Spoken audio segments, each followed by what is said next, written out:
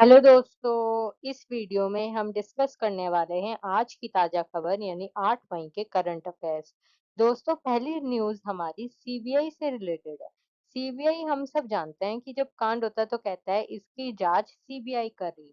फिर सीबीआई की full form क्या होती है? सीबीआई की फुल फॉर्म होती है, देखो, सेंट्रल ब्यूरो ऑफ इन्वेस्टिगेशन। ठीक है, ये सेंट्रल का डिपार्टमेंट और इन्वेस्टिगेशन करता है। तो कहते हैं ना सीबीआई, तो सीबीआई की क्या फुल फॉर्म है? Central bureau of investigation. अब क्या न्यूज है कि सीबीआई के जो डायरेक्टर हैं उनका क्या नाम है? प्रवीण सूद। प्रवीण सूद जी को गेट्स 1 ईयर एक्सटेंशन, यानी कि सीबीआई निर्देशक प्रवीण सूद को 1 साल का सेवा विस्तार मिला। यानी कि इनकी जो सर्विस थी ये पूरी हो गई थी। लेकिन जब अपॉइंटमेंट कमेटी बैठी, अपॉइंटमेंट कमेटी में कौन कौन था? पीएम यानी कि नरेंद्र मोदी जी, पोजीशन पार्टी के लीडर जो कि हैं राहुल गांधी जी, और हमारे सीजीआई, सीजीआई यानी कि चीफ जस्टिस ऑफ इंडिया। जब वो नए नाम के सुझाव के लिए बैठी तो कोई नया नाम अभी सूझा नहीं, इसलिए जो प्रवीण सूद जी थे उनका ही कार्यकाल 1 साल से और बढ़ा दिया गया है। नेक्स्ट नेक्स्ट न्यूज है दोस्तों, गवर्नमेंट स्कीम से रिलेटेड। पहली गवर्नमेंट स्कीम है आज की ताजा खबर में। हम दो गवर्नमेंट स्कीम्स को डिस्कस करेंगे। तो ये पहली गवर्नमेंट स्कीम है और ये इम्पोर्टेंट इसलिए है क्योंकि इसे कैबिनेट से अप्रूवल मिल चुका है। कि इसके अंदर क्या आता है, देखो, गवर्नमेंट ने कहा है कि जो आईटीआई हैं, यानी कि आईटीआई की फुल फॉर्म क्या होती है? Industrial training institute. यानी कि हम इंडस्ट्रियल ट्रेनिंग इंस्टीट्यूट अपने भारत में बनाएंगे और उन्हें अपग्रेड करेंगे, यानी कि उनकी उन्नति के लिए पैसा लगाएंगे। आईटीआई तो है ही, साथ में 5 नेशनल स्किलिंग सेंटर्स को भी अपग्रेड किया जाएगा। उनकी उन्नति के लिए काम किया जाएगा। देख लेते हैं कि टारगेट क्या है। टारगेट है 1000, देख रहे हैं, 1000 ITI, 5 national skill training institute. देखो आजकल ना स्किल का जमाना है। हर कोई, स्पेशली यूथ के उसमें बात करें तो स्किल्स की सबसे ज्यादा चर्चा है। सब स्किल सीख रहे हैं और ये बहुत महत्वपूर्ण फैक्टर बन चुका है जॉब्स के फील्ड में। तो स्किल पर ध्यान देने के लिए इंस्टीट्यूट भी होने चाहिए। तो जो इंस्टीट्यूट थे, देखो, पहले तो नहीं था इतना ज्यादा जितना अब होने लगा है। तो हमें अच्छे से अच्छे सेंटर्स चाहिए जहाँ पे बच्चे स्किल सीख सकें। तो 5 नेशनल स्किल ट्रेनिंग इंस्टीट्यूट को अपग्रेड किया जाएगा। अपग्रेड किया जाएगा का मतलब उनकी उन्नति के लिए पैसा लगाया जाएगा, उनका इंफ्रास्ट्रक्चर अच्छा किया जाएगा, फैसिलिटीज बढ़ाई जाएंगी, ताकि अच्छे, ज्यादा से ज्यादा बच्चे उसमें इनरोल हो सकें और ज्यादा से ज्यादा चीजों को सीख सकें। तो ये 5 नेशनल स्किल ट्रेनिंग इंस्टीट्यूट जो है वे कहाँ कहाँ पर स्थापित हैं, लोकेटेड हैं? एक तो भुवनेश्वर में है, एक चेन्नई में है, एक हैदराबाद में है, एक कानपुर में और एक लुधियाना में। इनको अपग्रेड करने के लिए क्या किया जाएगा? 60,000 करोड़ का एक स्कीम लेकर आए हैं जिसके अंतर्गत आईटीआई और 5 स्किल ट्रेनिंग इंस्टीट्यूट को अपग्रेड किया जाएगा। उनकी उन्नति के लिए पैसा लगाया जाएगा। ये 5 स्किल ट्रेनिंग इंस्टीट्यूट कहाँ कहाँ पर है? आपको ये नाम याद रखना है: भुवनेश्वर, चेन्नई, हैदराबाद, कानपुर और लुधियाना में। क्यों है? ताकि इनकी जो कैपेसिटी है, चाहे वो बच्चों को लेकर हो, चाहे स्किल को सिखाने के लिए हो, अच्छे से अच्छा इंफ्रास्ट्रक्चर होगा यदि, तो ज्यादा से ज्यादा बच्चे जाएंगे। ज्यादा से ज्यादा बच्चे एनरोल होंगे तो ज्यादा से ज्यादा स्किल सिखाई जाएगी।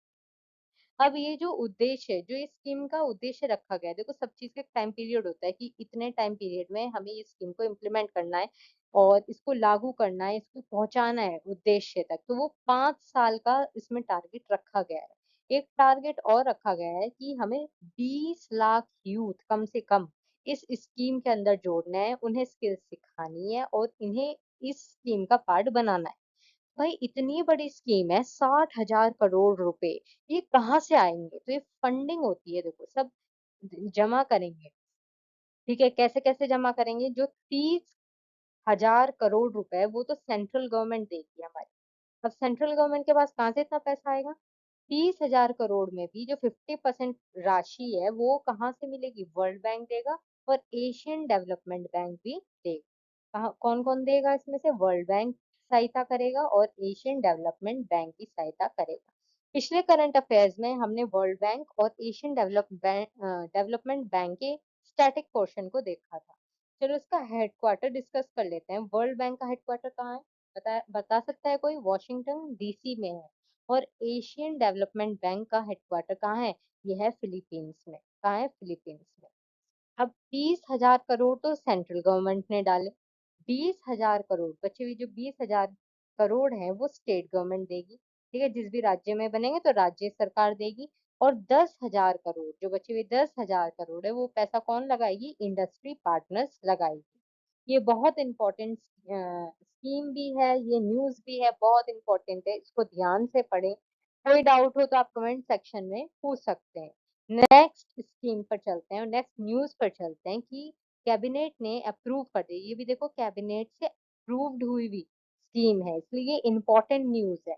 उन्होंने क्या किया है? कैबिनेट ने 5 नए, देखो 5 नए आईआईटी के लिए इतने करोड़, कितने, देखो इतने करोड़ रुपए की विस्तार योजना को मंजूरी दी है। ये भी एक्सपेंशन के लिए कि उनका इंफ्रास्ट्रक्चर हम ज्यादा अच्छा करें, वहाँ की फैसिलिटीज को इम्प्रूव करें, ताकि और भाई ज्यादा से ज्यादा फैसिलिटीज होंगी तो ज्यादा से ज्यादा बच्चों के लिए जगह बनेगी, ज्यादा से ज्यादा बच्चे एनरोल होंगे, पढ़ाई करेंगे तो देश तो हमारा डेवलप करेगा ही करेगा, है ना।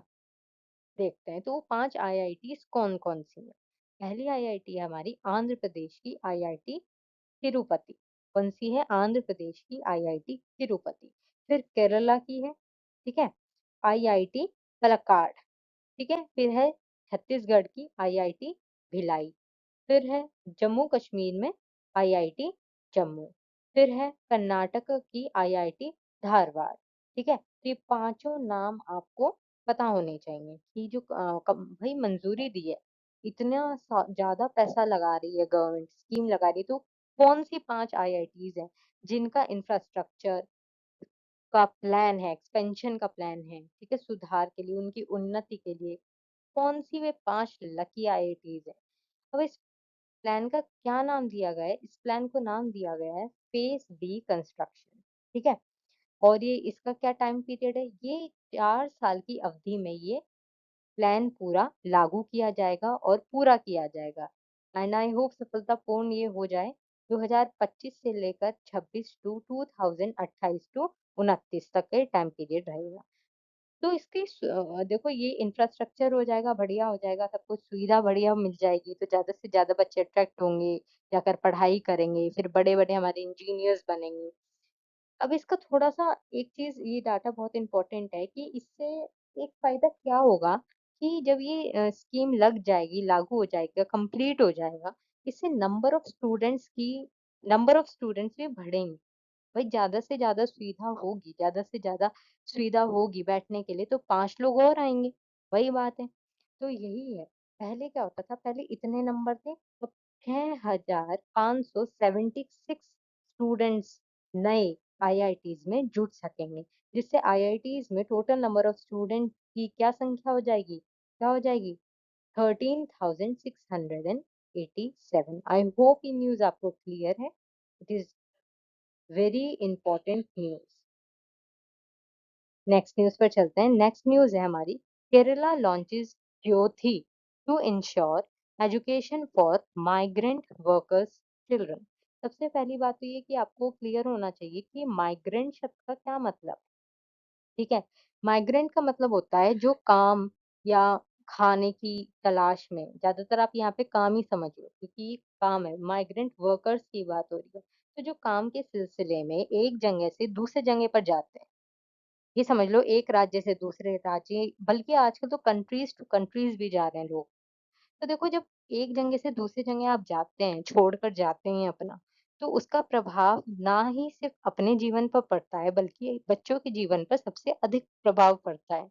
मान लो आज आप अपने होम टाउन में हो, फिर आपके मम्मी पापा का ट्रांसफर होता है, तो आप जिस स्कूल में पढ़ रहे होते हो, जहाँ से आप फैसिलिटीज गेन कर रहे होते हो, वो तो छोड़ना पड़ता है। फिर आप दूसरे नए शहर में बसते हो, वहाँ की नई चीजों को समझते हो, जानते हो, नए स्कूल में एडमिशन लेते हो, फिर पता चला दोबारा से ट्रांसफर हो गया। तो ऐसे में बच्चों की पढ़ाई पर सबसे ज्यादा प्रभाव देखा गया है। तो केरला ने लॉन्च कर दिया है, क्या लॉन्च कर दिया है उसने? ज्योति लॉन्च कर दिया गया है, ताकि जो ऐसे वर्कर्स होते हैं, जो माइग्रेंट वर्कर्स होते हैं, उनके बच्चों की एजुकेशन पर ज़्यादा प्रभाव ना पड़े, ठीक है? तो इसमें आपको याद रखना है कि जो ज्योति स्कीम है, ये कौन से राज्य ने निकाली है? ये केरला ने निकाली है और ये किसके लिए निकाली है? ये माइग्रेंट वर्कर्स के चिल्ड्रन के लिए निकाली है। इसमें क्या होगा जो उनके बच्चे होंगे, मान लो 3 से 6 साल के बच्चे हैं, तो उन्हें आंगनवाड़ी में शिक्षा दी जाएगी और जो 6 साल या 6 साल से अधिक के बच्चे हैं, उन्हें गवर्नमेंट स्कूल्स में शिक्षा प्रदान की जाएगी। जैसे कि आप इस वीडियो में भी सॉरी पिक्चर में भी देख सकते हैं। नेक्स्ट न्यूज़ पे चलते हैं। नेक्स्ट न्यूज़ महाराष्ट्र की न्यूज़ है। महाराष्ट्र लॉन्च्ड आदि शक्ति अभियान फॉर वुमेन एम्पावरमेंट। देखो आप नाम से ही जान सकते हैं कि आदि शक्ति, ठीक है? तो ये वुमेन एम्पावरमेंट के लिए महाराष्ट्र ने लॉन्च किया। तो वही है अपना सबसे इम्पोर्टेंट कि ये किस राज्य ने किया है? ये महाराष्ट्र ने की है। क्या है नाम? आदि शक्ति अभियान। देखो आदि शक्ति अभियान में क्या हुआ कि देखो गवर्नमेंट स्कीम्स तो बहुत सारी आती हैं, लेकिन अवेयरनेस नहीं होती, जानकारी ही नहीं है लोगों को। जब जानकारी नहीं है तो आप उसका लाभ कैसे उठा पाएंगे स्कीम का, ठीक है? आजकल आप देखो तो पढ़ने वाले बच्चों को ही सारी चीजें ना याद रहती हैं, ना ही सबको सब चीज पता होती हैं। तो जो अनपढ़ है उन्हें तो पता ही नहीं होगी, है ना? तो कुछ ऐसी चीज़ होनी चाहिए जिनसे अवेयरनेस उनके आस-पास ज़्यादा बढ़े, उन्हें पता लगे, ठीक है? फिर अपनी ज़रूरत में वो उस चीज़ को जो स्कीम्स है गवर्नमेंट निकालती रहती है उनके लिए, नए-नए प्लान्स बनाती है, स्कीम्स बनाती है, उनका भी फ़ायदा उठा सकें। तो आदि शक्ति अभियान जो है, उसका मेन मोटो क्या है? अवेयरनेस फैलाना, ठीक है? अवेयरनेस फैलाना of various government schemes for children and women, ठीक है? बच्चों और महिलाओं के लिए जो स्कीम्स निकालती हैं उनका अवेयरनेस, जब अवेयरनेस होगी तो ज़्यादा से ज़्यादा सुविधाओं का लाभ उठा पाएँगे। अब इम्पोर्टेंट चीज़ इसमें सबसे पहली तो यही थी कि ये किस राज्य ने किया है और भाई जो अभियान है उसका क्या नाम है? ये क्यों किया जा रहा है? विमेन एम्पावरमेंट के लिए किया जा रहा है और उससे भी ज़्यादा इम्पोर्टेंट ये वाला पॉइंट है, इसको ध्यान से पढ़ेंगे कि अनाउंसमेंट वाज़ मेड, ये किस दिन किया गया है? पता है आपको ये जो लॉन्च किया गया है, ये अहिल्या बाई होलकर, इनको कौन नहीं जानता? हुँ? अहिल्या बाई होलकर जो खुद एक वुमेन एम्पावरमेंट की मिसाल हैं। उनके 300th यानी कि 300वें बर्थडे एनिवर्सरी पर इस अभियान की घोषणा की गई है, ठीक है? और ये कहाँ से की गई है इम्पोर्टेंट है कि इनके बर्थ प्लेस जहाँ पर इनका जन्म हुआ था, किनका? अहिल्या बाई होलकर का जन्म हुआ था चावंडा जिले में, ठीक है? चावंडा जगह थी वहाँ पर, ये देख पा रहे हैं आप ये फ़ोटो? देखो। पिक्चर में भी है 300वाँ, 300वाँ उनका जन्म दिवस था। उस पर किसका? अहिल्या बाई का था। उसमें कौन-सा अभियान शुरू किया गया? आदि शक्ति अभियान। कौन-सा राज्य कर रहा है? महाराष्ट्र राज्य कर रहा है। क्यों कर रहा है? ताकि जो अवेयरनेस है गवर्नमेंटल स्कीम्स की फॉर वुमेन एंड चिल्ड्रन वो बढ़ सके। कमेंट में मुझे बताइए कि महाराष्ट्र के सीएम का क्या नाम है? मुख्यमंत्री का क्या नाम है? नेक्स्ट न्यूज़ पर चलते हैं। नेक्स्ट न्यूज़ है हमारी भुवन रिबू, ठीक है? ये जो आप पिक्चर में ये वाले देख सकते हैं ना, ये वाले, इनका नाम है भुवन रिबू। देखो न्यूज़ में ही आप देख पा रहे हैं फर्स्ट, फर्स्ट आ गया तो यानी कि न्यूज़ ये डाटा बहुत इम्पोर्टेंट बन गया है। फर्स्ट देखो भुवन रिबू जो है फर्स्ट इंडियन लॉयर बन गए हैं, वकील बन गए हैं पहले भारतीय वकील to receive world law congress honour, उन्हें ऑनर प्राप्त हो गया किस चीज के लिए? For child rights. तो ये ना चाइल्ड राइट्स के क्षेत्र में काम करते थे और वो भी बिहार में, ठीक है? तो उन्हों इन्हें इस संदर्भ में मेडल ऑफ ऑनर दिया गया है। किसने दिया है? वर्ल्ड जूरिस्ट एसोसिएशन ने दिया है। इसलिए दिया है क्योंकि उनके अच्छे कार्य के लिए दिया है। चाइल्ड राइट्स के लिए इनका जो कार्य था जो ये बिहार में कर रहे थे।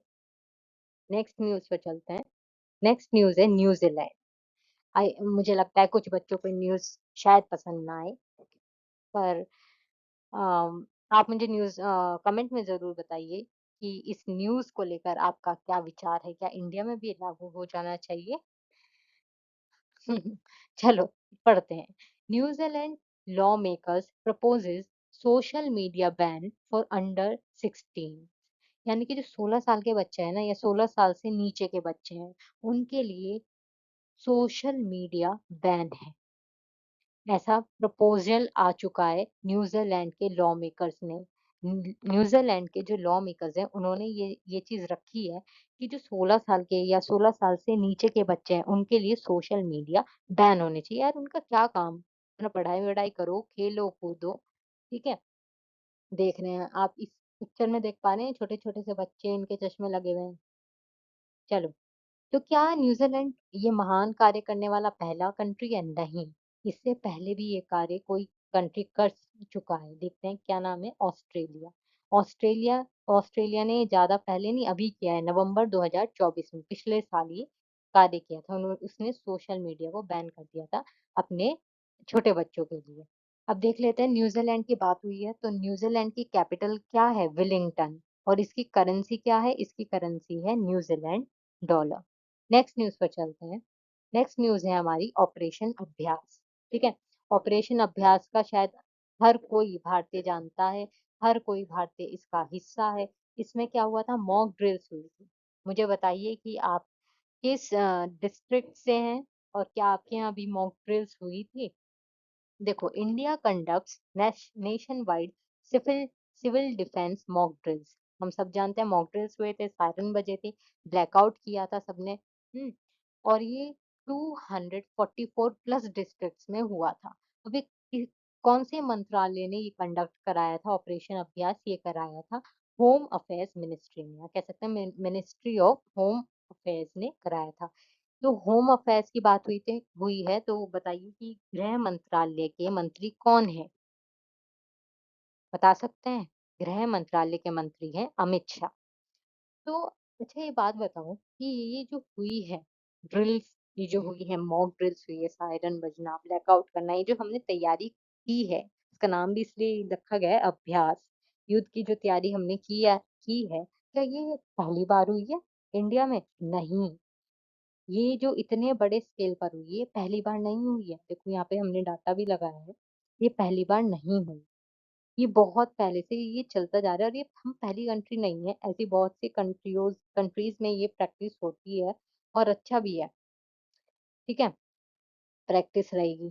देखो अ, देखो पहली की सबसे पहला हुआ था 1962 में। ठीक है? लोकलाइज्ड ब्लैकआउट सायरन्स बजे थे साइनो इंडियन वॉर के दौरान। लेकिन जितना फर्स्ट नेशन वाइड ड्रिल है ये, कौन सी है? फर्स्ट नेशन वाइड ड्रिल, यानी कि पूरे नेशन में हुआ है, ये कोई लिमिटेड एरिया में नहीं हुआ है। तो इससे पहले ये कब हुआ था? इससे पहले इतना ही बड़ा नेशन वाइड, यानी कि पूरे ही देश में, ये 1971 में हुआ था। उसके बाद ये हुआ तो जैसे कि ये देख सकते हैं कारगिल के दौरान, कारगिल वॉर हुआ था 1999 में, लेकिन ये लिमिटेड क्षेत्रों में था, पूरे भारत में या पूरे देश में नहीं हुआ था। फिर मुंबई अटैक्स हुए थे 2008 में, तब भी ये लिमिटेड था, नेशन वाइड नहीं था। तो अगर हम नेशन वाइड की बात करें, यानी कि पूरे ही देश में जो लागू हुआ है, वो हुआ है 2025 में, और उससे सबसे पहले हुआ था 1971 में। नेक्स्ट और आखिरी न्यूज़ पर चलते हैं कि यूपी गवर्नमेंट, हम यूपी वाले, है ना? कहते हैं यूपी वाले। तो यूपी वाले ने क्या किया? समझौता किया है आईआरआरआई के साथ, कोलैबोरेशन किया है उन्होंने। देखो फुल फॉर्म देख लेते हैं कि ये है क्या? आईआरआरआई।